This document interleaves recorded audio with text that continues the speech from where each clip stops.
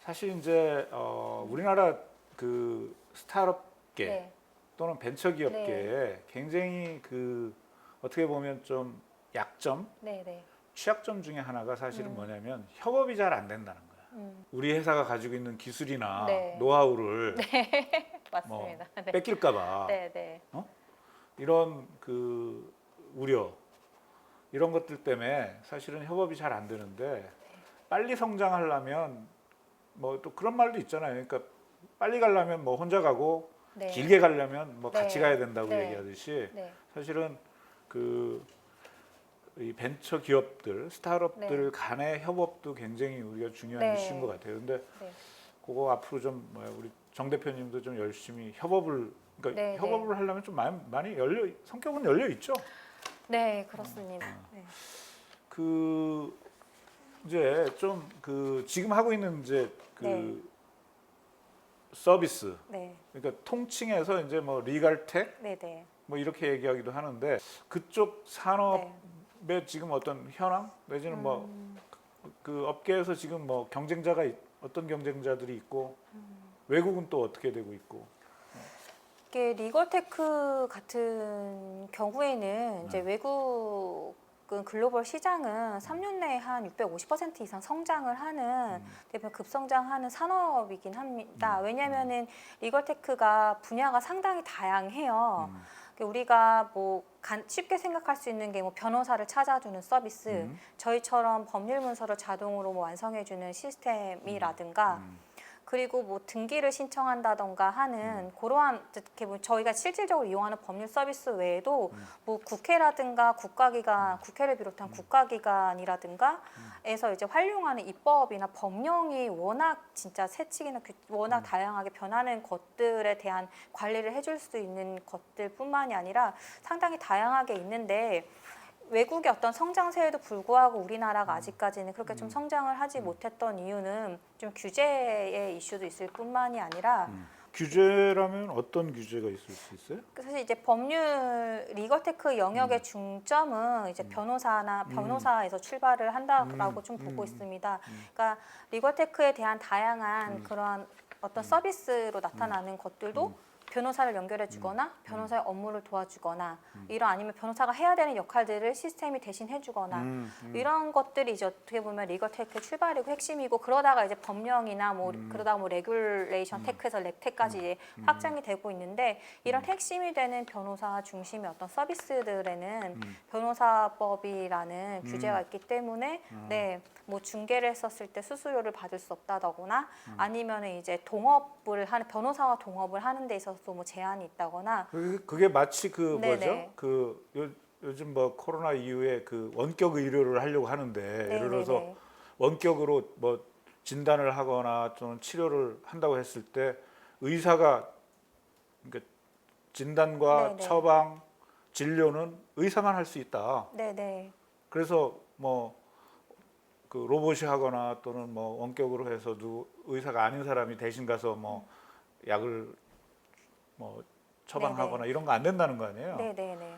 그와 비슷하게 이쪽 동네도 그러니까 변호사들이 해야 하는 또는 변호사법에 의해서 네. 변호사만이 할 수 있는 네. 영역이 있고 네. 지금 하고 계시는 비즈니스가 일부는 그런 네. 그 변호사들의 네네. 이른바 이런 말 쓰면 안 되는데 이건 어차피 저기 뭐야 정기 방송 아니니까 써도 돼. 나와바리, 그지? 나와바리 침해 이런 영역, 거잖아. 네.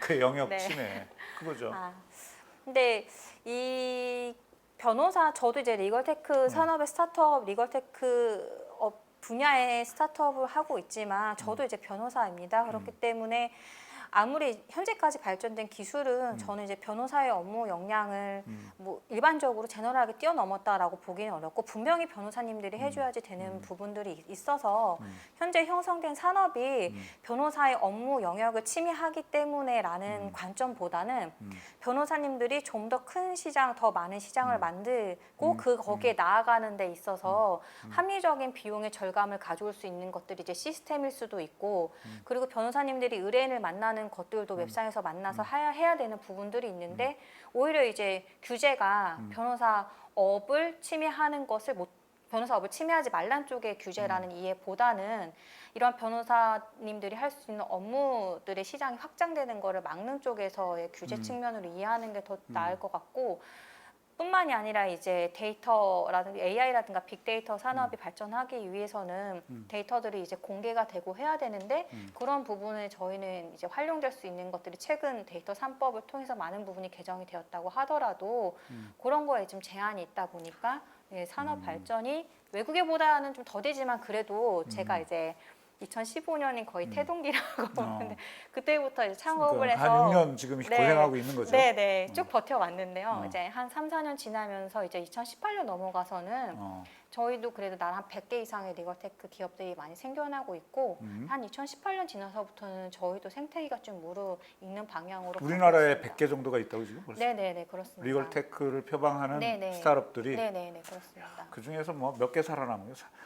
네네 10개 안쪽으로 네. 살아남는다 그러면 100대 네네. 10에 지금 경쟁을 하고 계신 거네.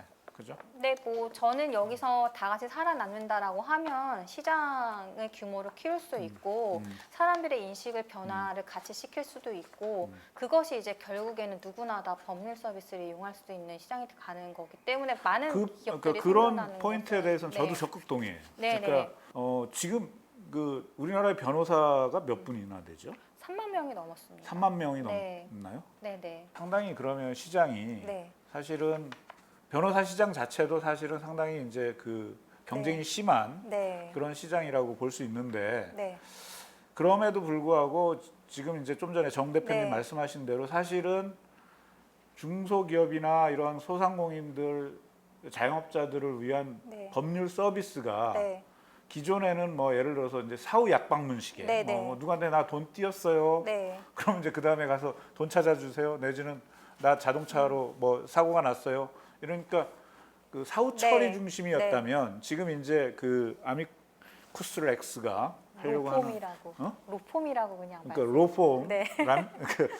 로폼이라고 하는 네. 서비스는 오히려 이제 그거보다는 네. 사전적인 네. 영역에서 그러니까 변호사, 그러니까 법원이나 검찰 단계를 가기 전에 네. 네. 그죠? 네. 이루어지는 다양한 법률 네. 행위들을 네. 또는 이루어져야 하는 법률 행위들을 지원하는 그런 서비스 시장을 보고 있다라는 거고 사실은 기존 변호사들도 그쪽 시장이 커져야 그 지금 그 포화되어 있는 그 소송 관련 소송 대리 네. 이쪽 시장에서 이쪽으로 좀 넘어올 수 네. 있는 그런 계기가 되겠네요. 네. 그 변호사 시장이 저는 이제 포화되었다라고 보지 않는 게 거의 이제 법무팀이 있는 중소기업이 2.5%도 되지 않습니다. 350만 개 넘는 중소기업들이 이제 법무팀을 갖추고 있지 못하고 그러다 보니까 이제 사건 발생해야 이제 변호사님들을 찾아가게 되는 거고 저도 변호사니까 창업해서 저희 회사의 리스크 관리를 나름 한다고 하고 있지만 특히 스타트업들은 창업하면 법률 이슈를 관리할 수 있는 여력과 상황과 어떤 인식과 잘 몰라요. 그래서 이제 차치하게 되는 법률 이슈들이 가장 첫 번째가 법률이거든요. 아니 뭐 창업했으면 빨리 뭐 제품 만드는 것, 마케팅하는 것 이거에 먼저 신경을 쓰다 보니까 법률은 차치를 하게 되는데 제가 창업을 하게 된 계기랑도 상관이 있는 얘기지만 변호사 사무실에 찾아오시잖아요. 네. 그러면은 되게 버려지는 사건들이 많은 게 저희는 비용을 뭐 몇백만 원, 뭐 몇백만 원도 적은 거죠. 1,000만 원 이렇게 말씀드릴 수밖에 없는데 그거에 대한 지불을 의사나 그러니까 지불 능력이 안 되는 되는, 규모들이 그렇지. 많이 있는 네. 시장들이 버려지고 있는 시장인 거죠. 거기다 대고 변호사 수를 늘려서 변호사 수를 무조건 늘리기만 해서 경쟁을 붙여서 변호사 니들이 살아남으려면은 가격을 낮춰라. 근데 제 입장에서도 의뢰인 한번 만나서 상담을 받고 나서 이제 시간 들여서 뭐 그런 그러니까 뭐 의견서라든가 이런 거 정리하고 하면은 이제 분명히 들어가는 시간이 있는데 그걸 자꾸 비용으로 줄이라고 하면은 서비스 질이 낮아질 수밖에 없거든요. 그래서 저희가 이제 생각했던 시장은 기존의 변호사님들이 형성되어 있는 가격대의 그런 시장이 아니라 이런 가격대 니즈가 있음에도 이러한 뭐 300만, 500만, 1,000만 원을 낼 수 없는 그런 분들이 이 시장에 진입을 하려면 변호사님들한테 깎아주세요 이러면 절대 양질의 서비스를 받을 수 없으니 변호사님들의 시간을 줄여줄 수 있는 방법으로 접근을 해보자는 거죠. 그러면 이제 저희 시스템을 활용을 하시면 처음에는 이제 어느 정도 퀄리티 있는 걸 갖고 변호사님들 찾아뵈면은 변호사님들 입장에서는 이제 업무 효율을 높여줄 수 있기 때문에 그런 식으로 이제 양자가 만족할 수 있게 그러니까 시장을 전형적인 키울 수 그 있는. 롱테일 이코노미라고 하는 그 네, 그러니까 그렇습니다. 네, 네. 어떻게 보면 이제 좀 그러니까 그 수요 빈도나 네, 그 수요량이나 가격이 좀 그러니까 네, 네. 저가격대의 네, 네. 그 미충족돼 있는 수요 시장을 보고 이제 네, 들어가는 거죠. 네, 네, 그렇습니다. 그러니까 네. 전형적으로 사실은 인터넷 기반으로 창업하는 네. 상당수의 기업들이 성공적인 경우가 네, 그런 거죠. 뭐냐면 기존의 오프라인 산업에서는 돈 있고 네, 대량의 수요를 가지고 있거나 네, 그 대량으로 구매하는 그런 고객들만을 충족시키고 있을 때 오프라인을 그러니까 온라인을 이용을 해서 소규모 수요자 또는 지불 능력이 얼마 안 되는 수요자들을 대량으로 확보해서 하는 비즈니스를 하잖아요. 네, 그렇습니다. 그러니까 이제 그런 거의 일종이라고 또 볼 수 있겠네요. 네, 네, 그렇습니다.